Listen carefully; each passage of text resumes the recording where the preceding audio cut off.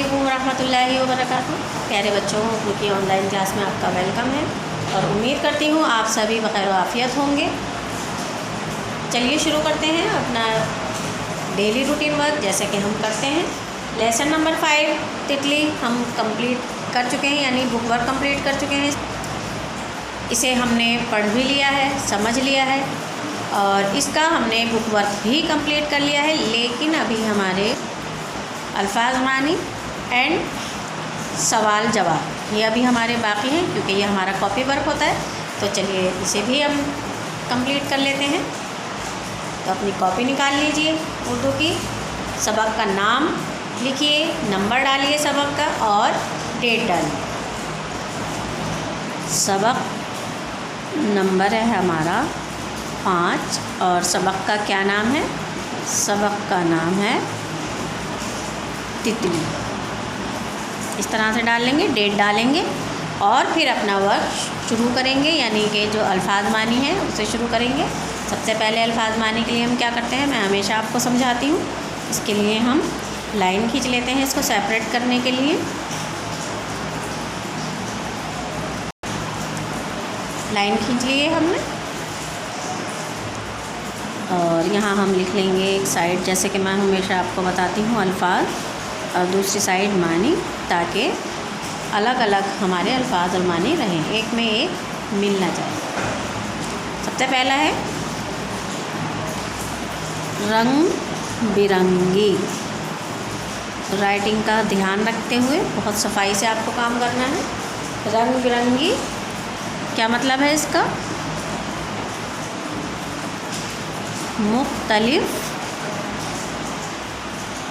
रंगों की, मुख्तलिफ रंगों की यानी अलग अलग रंगों की।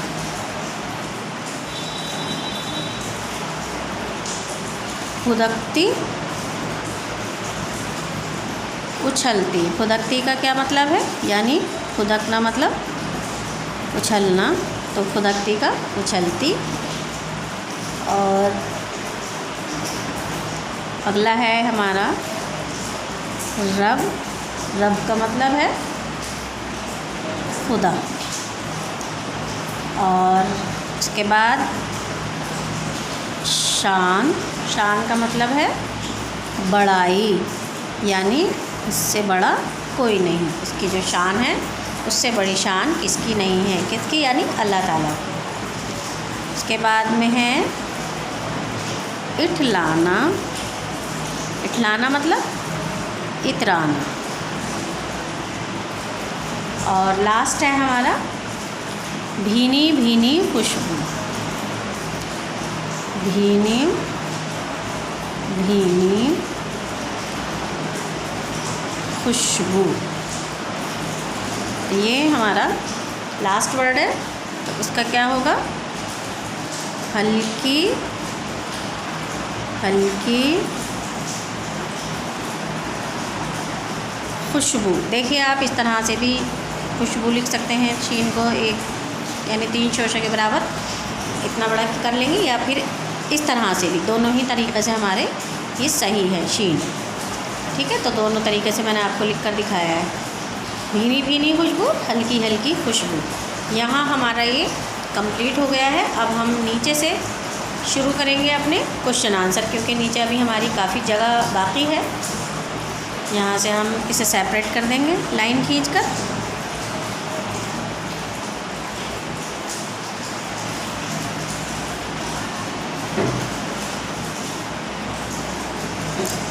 सेपरेट हो गया है हमारा। अब यहाँ से हम इसके नीचे से सवाल जवाब शुरू कर लेंगे। नंबर 1 है, सवाल नंबर 1 हमारा, तितली के कौन कौन से रंग बताए गए हैं? तितली के कौन कौन से रंग बताए गए हैं? तो कौन कौन से रंग बताए गए हैं ये आपने नज़्म में पढ़े हैं।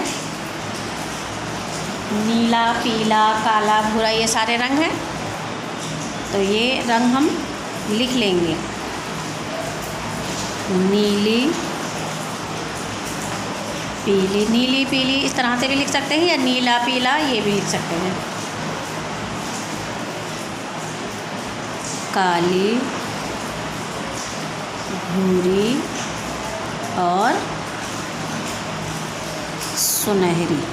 ठीक है, ये रंग जो है बताए गए हैं, तो हमने रंगों के यहाँ नाम लिख लिए हैं। अगला सवाल देखेंगे हम। सवाल नंबर 2, राइटिंग का ध्यान रखते हुए आपको सही तरीके से लिखना है। तितली कहाँ कहाँ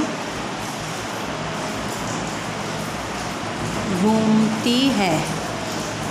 तितली कहाँ कहाँ घूमती है। तो ये आपने नज़्म में पढ़ा था कि तितली बाग में घूमती है।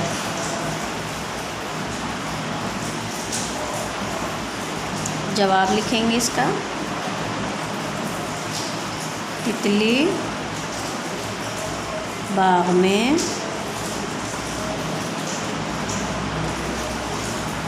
घूमती है। तितली बाग में घूमती है। अगला सवाल है हमारा सवाल नंबर 3, तितली क्या सुनाती है।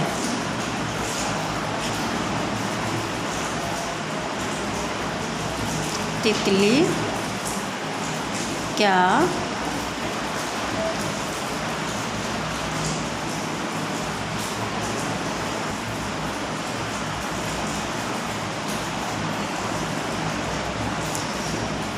तितली क्या सुनाती है। तो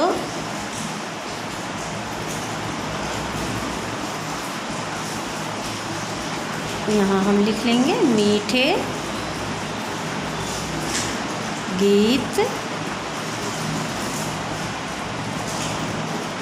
सुनाती है।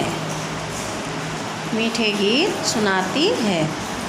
अगला सवाल, सवाल नंबर 4, तितली किसकी शान दिखा रही है। तितली किसकी शान दिखा रही है। तो जवाब हम क्या लिखेंगे, अपने रब की। तो इतने से भी काम हमारा बन जाएगा कि अपने रब की, पूरा भी लिख सकते हैं, शान दिखा रही है। तितली रब की शान दिखा रही है। ठीक है। सवाल नंबर 5 है, ये आपका आखिरी सवाल है। तितली फूलों से क्या हासिल करती है।